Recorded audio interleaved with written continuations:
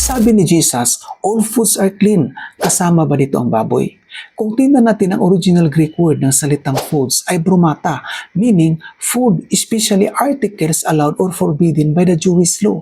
Sa kulturang Hudyo, ang bromata ay tumutukoy lamang sa mga pagkaing pinahintunutan o ayon sa kautusan. Ibig sabihin, kung ang isang bagay ay forbidden o ipinagbabawal, ay hindi ito itinuring na pagkain.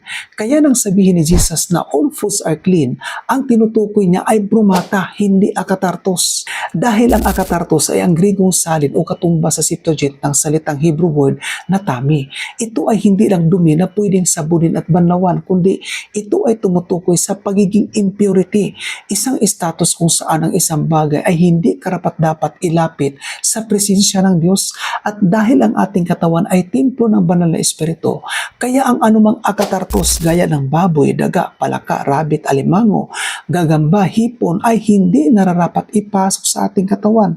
Sabi ng Diyos, magpakabanal kayo dahil ako'y banal. Huwag ninyong kainin ang anumang karumaldumal. Kaya sa New Testament, ang lahat ng binanggit na foods o pagkain ng mga sinaunang Kristiyano, gaya nila Paul at maging si Jesus, ay isinalin sa wikang Griego na broma o bromata. Sa katunayan, ang background kung bakit sinabi ni Jesus na all foods are clean, dahil nang kumain ng tinapay ang kanyang mga alagad, ay hindi naghugas ng kamay, kaya sila ay sinita ng mga Parasiyo. So ang issue dito ay tradisyon ng paghuhugas ng kamay at hindi sa kung ito ba ay akatartos o broma. Kaya ang talatang ito ay hindi nagtuturo na pwede mo nang kainin ang baboy. Dahil never itinuring na pagkain sa bayan ng Diyos ang alinmang karumaldumal. Tandaan natin na ang pagsunod ay ang bunga ng pananampalataya at pag-ibig sa Diyos. Dahil ang pananampalatayang walang pagsunod ay patay.